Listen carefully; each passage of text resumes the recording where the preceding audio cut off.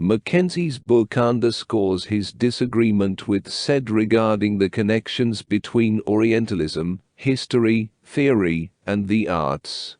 The title itself suggests MacKenzie's intent to defend the distinctions he perceives between history and theory, as well as between theory and the arts. While expressing admiration for Said's contributions to scholarship and acknowledging the importance of Said's political stance on Palestine, MacKenzie is critical of what he views as Said's overly negative portrayal of Orientalists. The book serves as a defense against Said's characterization of Orientalists, aiming to restore their positive image before Said's influential works. MacKenzie contends that, historically, being an Orientalist signified possessing knowledge of and respect for Oriental cultures and artifacts. He laments that, post-Said, this positive connotation has been replaced by associations with imperialism and a repressive, intentionalist mode of power. MacKenzie seeks to redefine Orientalism as just one tradition among many invoked by the arts, moving it away from the cultural criticism prevalent in the 20th century. MacKenzie argues that historians exhibited wisdom by refraining from embracing Oriental. In contrast, he criticizes literary critics for appearing to engage in theoretical discussions without effectively converting their historicism into meaningful historical studies. While MacKenzie embraces interdisciplinarity, appreciating the exploration of literary sources alongside visual arts, design, and architecture, he struggles with intellectuals like Said, traversing contemporary disciplinary boundaries between literature and history. This defense of a capitalized history impairs an otherwise commendable collection of primary material and nuanced analysis. MacKenzie contends that historians, anticipating paradoxes, would not depict the monolithic imperialism presented by Said. However, he appears blind to the paradox that well-intentioned artists may inadvertently be complicit in the imperial power relations they aim to undermine. MacKenzie's desire to accentuate the positive aspects of Orientalism leads him to excuse unequal power dynamics in transcultural exchange, relying on a traditional perspective of genius, individuality, and creativity, often associated with high culture. This stance contradicts his emphasis on the popular cultural adoption of Orientalism. MacKenzie's inclination to see Orientalism as both oppositional and consensual to established power structures, fostering ferment in ideas and artistic innovation, prevents him from acknowledging the market for products, whether elite or popular, that perpetuate racism and destructiveness. His optimism blinds him to the fact that these artifacts thrive because people desire them, or because their crude negative aspects persist, albeit softened by a veneer of respect for ancient traditions or documentation of disappearing ways of life. In reinforcing a reassuring Western superiority, such artifacts work effectively. While not asserting that all artists, designers, and audiences were part of an evil Western conspiracy, MacKenzie's reluctance to recognize artistic inspiration as ideologically non-neutral prevents a comprehensive understanding of the contradictions and paradoxes inherent in cultural artifacts, contrary to the historian's expectation of such complexities. MacKenzie excels in contextualizing art objects within the market, probing market influences on elite and popular taste, and dissecting their impact on cultural production.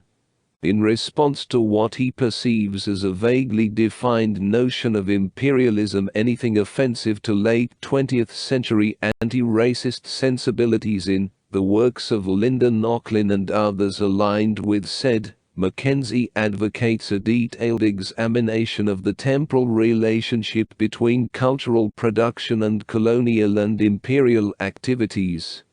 Using a five-phase division of Orientalism from the 18th to the early 20th century, he identifies the peak of French and British Orientalist painting between 1840 and the 1890s, positioned between two periods of heightened imperial activity.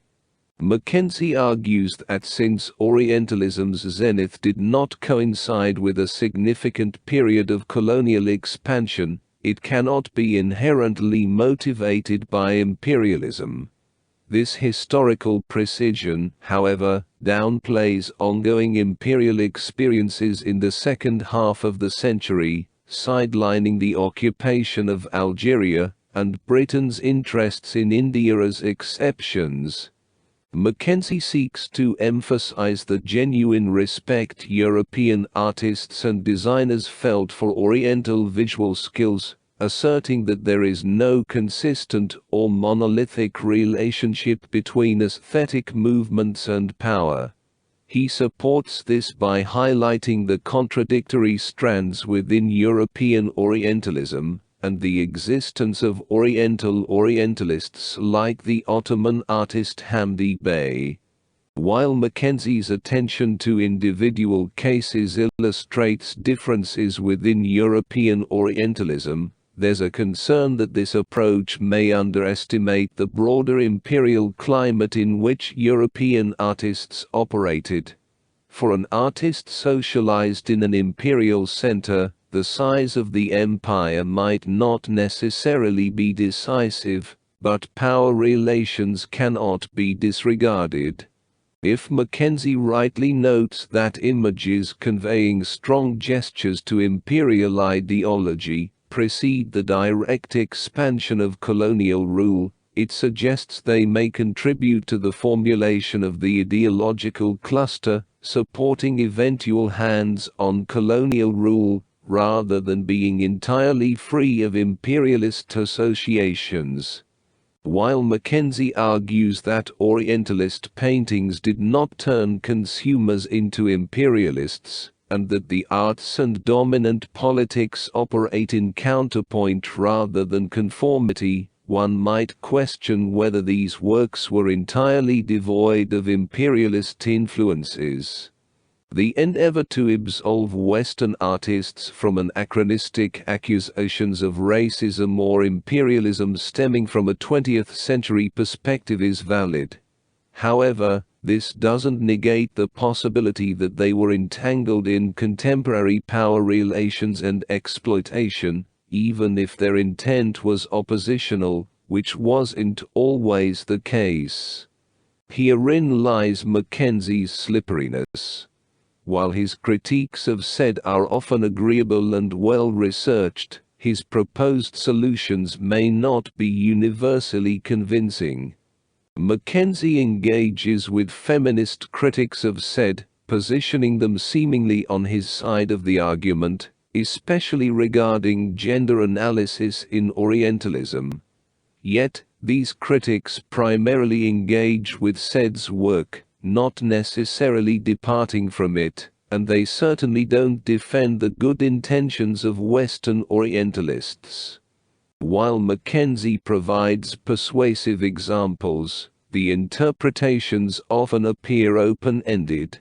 For instance, in the analysis of paintings depicting Arab horseman hunting, he argues against emphasizing the cruelty of the hunt, proposing that artists were genuinely enthusiastic and projecting 19th century interests in hunting and medieval chivalry onto the scene.